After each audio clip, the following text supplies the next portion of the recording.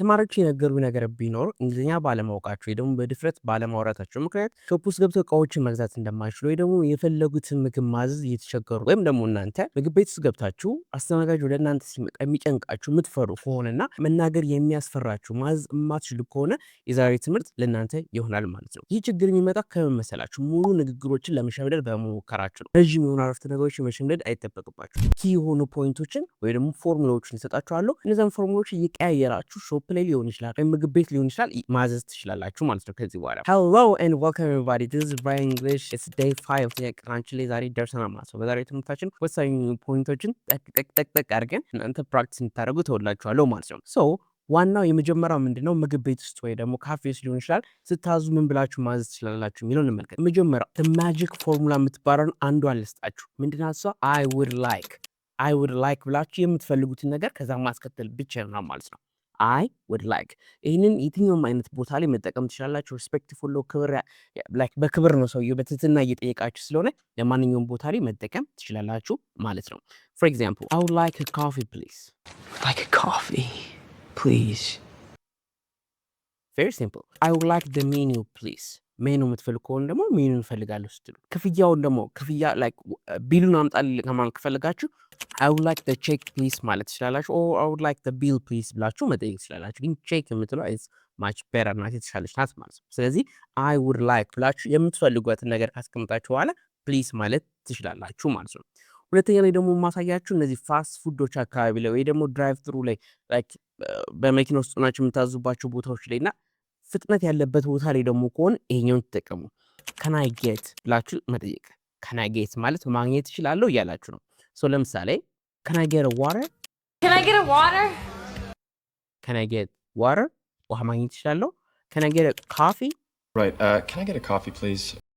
ቡና ማግኘት እችላለሁ እያላችሁ እየጠየቃችሁ ነው ማለት። can I get extra napkin? ናፕኪን ላይክ ሶፍት ምናምን ተጨማሪ ከፈለጋችሁ can I get እያላችሁ ማዘዝ ትችላላችሁ ማለት ነው። can I get this to go ማለት ደግሞ ትችላላችሁ። ይዛችሁት የምትሄዱት አይነት ነገር ከሆነ ደግሞ can I get this to go ላይክ ቴክ አዌይ ይዘጋጅልኝ ያላችሁ ባጭሩ እየተናገራችሁ ያላችሁት ማለት ነው። Can we get this to go? Sure, baby. without further ado ወደ ሶስተኛው ነው ደግሞ። ይህንን ሶስተኛውን ደግሞ የምትጠቀሙት ትላልቅ ሾፕ ውስጥ ገብታችሁ ወይ ደግሞ ሱፐርማርኬት ሊሆን ይችላል፣ ብቻ ቢግ ሾፕ የሚባሉ ትላልቅ ስቶሮች ላይ ገብታችሁ የሆነ ነገር የቱ ጋር እንዳለ ከጠፋችሁ እንዴት ብላችሁ መጠየቅ ትችላላችሁ የሚለውን ነገር ነው ማሳያችሁ። ዌር የምትለዋን ትጠቀማላችሁ። ዌር ማለት የቱ ጋር ማለት ነው። ለዚህ ቦታ እየጠየቀን ያለ ነው ማለት ነው።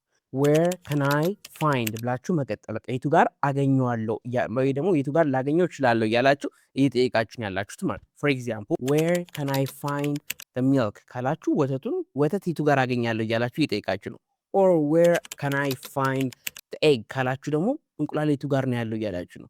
or የፈለጋችሁት ነገር where can I find ብላችሁ ያንን ነገር ስትገልጹ ምን እየጠየቃችሁ ነው? የቱ ጋር አገኘዋለሁ እያላችሁ ያን ሰውዬ እየጠየቃችሁት ያላችሁት ማለት ነው። understood? good. አንድ ተጨማሪ ደግሞ ለምሳሌ መጸዳጃ ቤት ከፈለጋችሁ ምን ብላችሁ ትጠይቃላችሁ? where can I find the restroom? በቃ መጸዳጃ ቤቱን የቱ ጋር አገኛለሁ ወይ ደግሞ መታጠቢያ ቤቱን የቱ ጋር አገኛለሁ እያላችሁ እየጠየቃችሁ ነው። ቬሪ ሲምፕል ግን ኢምፖርታንት ናቸው። እነዚህን ማወቅ ይኖርባችኋል ማለት ነው። ናው ኢት ኢዝ ዩር ተርን። አሁን ደግሞ የእናንተ ተራ ነው። እስኪ እንደዚህ ብላችሁ ጻፉልኝ እናንተ።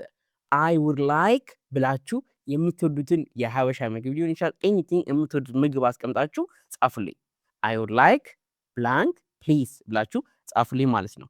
ስለዚህ ኮሜንት ሴክሽን ላይ እጠብቃችኋለሁ። day 5 it's very short I understand ግን it's important ናችሁ። ደጋግማችሁ መለማመድ እንዳረሱ ምን አደርግላችኋለሁ መሰላችሁ? በተጨማሪ ቪዲዮ መጨረሻ ላይ ስክሪንሻት እንድታነሱት ጽሁፍ አዘጋጅላችኋለሁ። እነዛን ጽሁፎች ስክሪንሻት አድርጋችሁ ሁሌም ማንበብ ትችላላችሁ። ስልካችሁ ላይ ያስቀምጣችሁት ጊዜ ባገኛችሁ ቁጥር እነዛን ነገሮች እያነበባችሁ ፕራክቲስ ማድረግ ትችላላችሁ ማለት ነው። day 6 ደግሞ እየመጣ ነው። በday 6 ላይ ደግሞ ስራ ቦታ ላይ ልትጠቀሟቸው የምትችሏቸውን ነገሮች ከስራ ቦታ ላይ ከሰዎች ጋር እንዴት መግባባት ትችላላችሁ፣ አለቃችሁ እንዴት ማውራት ትችላላችሁ፣ አለቃችሁ ወይ ደግሞ ሌላን ሰው እንዴት እርዳታ መጠየቅ ትችላላችሁ የሚለውን ነገር የምናይ ይሆናል። stay tuned.